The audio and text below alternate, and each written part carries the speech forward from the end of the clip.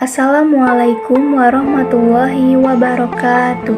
Kami dari kelompok 11 Indralaya akan menyajikan sebuah video tentang sel. Adapun anggota dari kelompok kami adalah Saya Piniolam Tioma Pasaribu. Saya Devita Selawati. Dwi Wahdini.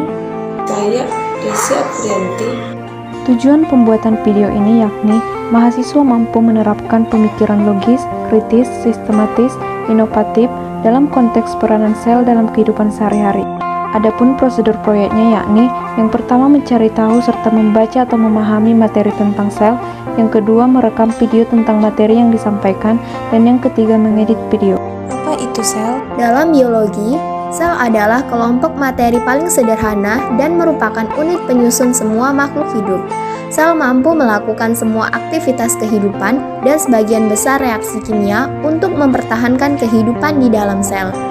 Biasanya, makhluk hidup tersusun atas sel tunggal atau disebut organisme uniseluler, misalnya bakteri dan amoeba.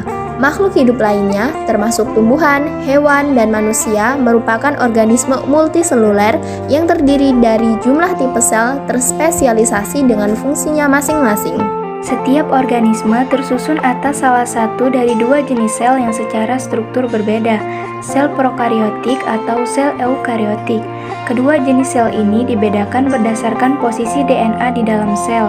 Sebagian besar DNA pada eukariota terselubung membran organel yang disebut nukleus atau inti sel.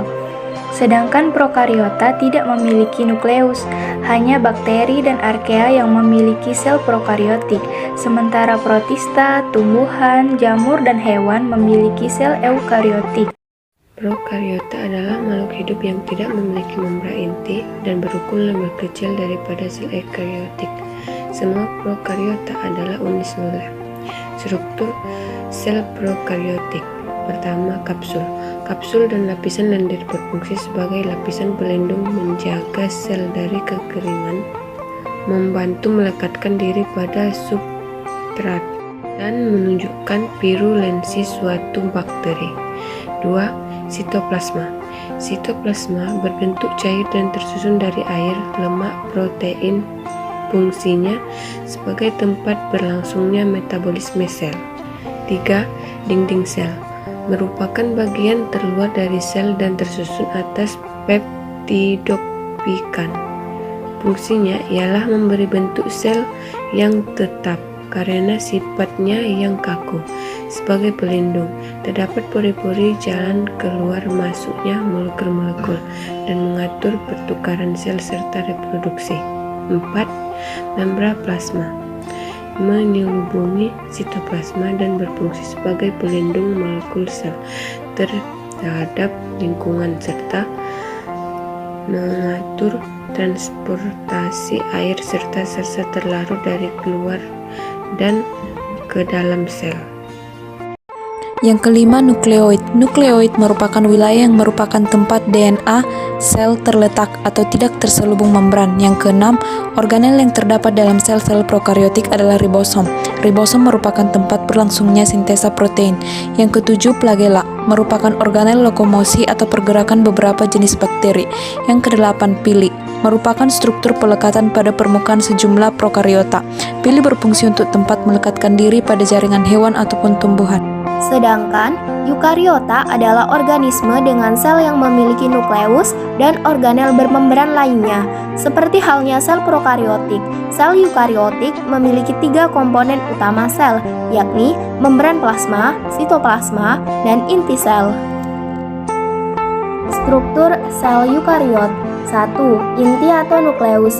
Nukleus merupakan organel yang paling menonjol dalam sel dan pusat aktivitas sel. Di dalam nukleus terdapat materi genetik berupa kromosom. 2. Membran inti sel. Membran inti sel memisahkan nukleus dari sitoplasma. Di dalamnya terdapat pori-pori yang mengontrol keluar masuknya ion, molekul, serta RNA antara nukleoplasma dan sitoplasma. 3. Ribosom. Ribosom adalah organel sel yang bertanggung jawab untuk sintesis protein. 4. Mitokondria. Mitokondria adalah organel membran ganda, berbentuk oval, serta memiliki ribosom dan DNA sendiri. Organel ini sering disebut pabrik energi sel, karena berfungsi membuat ATP. 5. Retikulum endoplasma. Retikulum terdiri dari retikulum endoplasma kasar dan halus. RE kasar berhubungan dengan ribosom dan berfungsi untuk memodifikasi protein. RE halus berfungsi untuk mensintesis lipid. Yang keenam, aparatus Golgi. Aparatus Golgi atau badan Golgi adalah tempat berlangsungnya pemisahan, penandaan, pengemasan, serta distribusi lipid dan protein di dalam sel. Yang ketujuh, peroksisom. Berbentuk bulat yang diliputi oleh membran tunggal dan berfungsi untuk melakukan reaksi oksidasi yang dapat memecah asam lemak dan asam amino. Peroksisom juga berfungsi mendetoksifikasi banyak racun yang mungkin akan masuk ke dalam tubuh.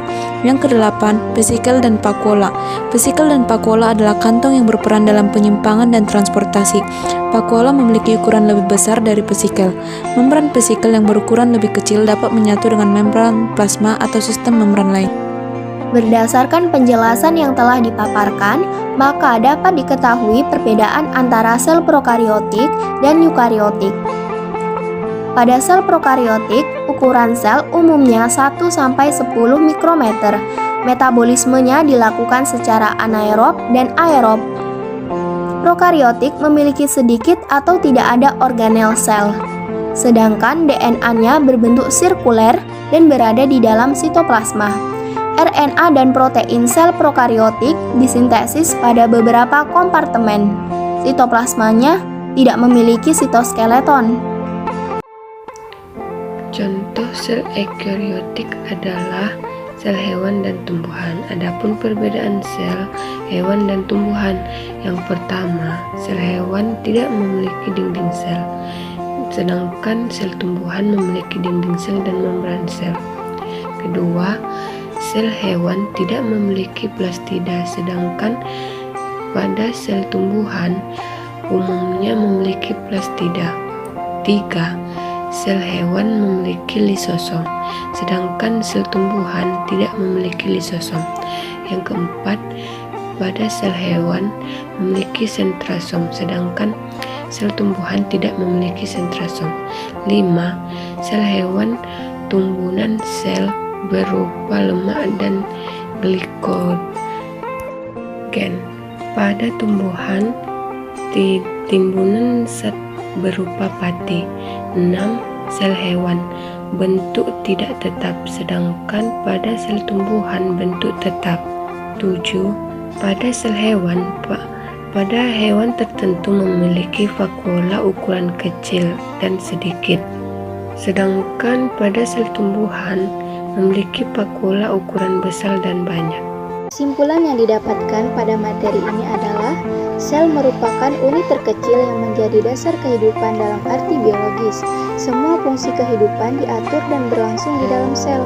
Karena itulah sel dapat berfungsi secara autonom asalkan seluruh kebutuhan hidupnya terpenuhi. Struktur sel dan fungsi-fungsinya secara menakjubkan hampir serupa untuk semua organisme. Namun, jalur evolusi yang ditempuh oleh masing-masing golongan besar organisme juga memiliki kekhususan sendiri-sendiri.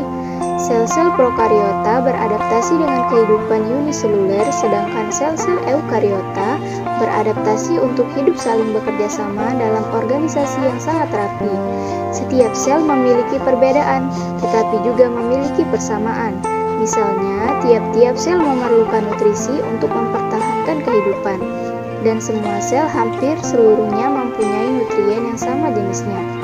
Semua sel menggunakan oksigen sebagai salah satu zat utama untuk membentuk energi. Pada semua sel dasarnya adalah sama, dan semua sel juga mengirimkan hasil-hasil akhir reaksi-reaksi kimianya ke dalam cairan sekitarnya. Hampir semua sel juga mempunyai kemampuan untuk berkembang biak atau memperbanyak diri. Bila ada sel yang rusak, maka sel-sel yang tersisa dari jenisnya akan memperbanyak diri sampai jumlahnya kembali lengkap. Sel mengandung dua bagian utama, inti dan sitoplasma. Inti dipisahkan dari sitoplasma oleh membran inti, dan sitoplasma dipisahkan dari cairan sekitarnya oleh membran sel. Substansi yang menyusun sel bersama-sama disebut protoplasma. Protoplasma terdiri atas 5 zat dasar, yaitu air, elektrolit, protein, lipid, dan karbohidrat.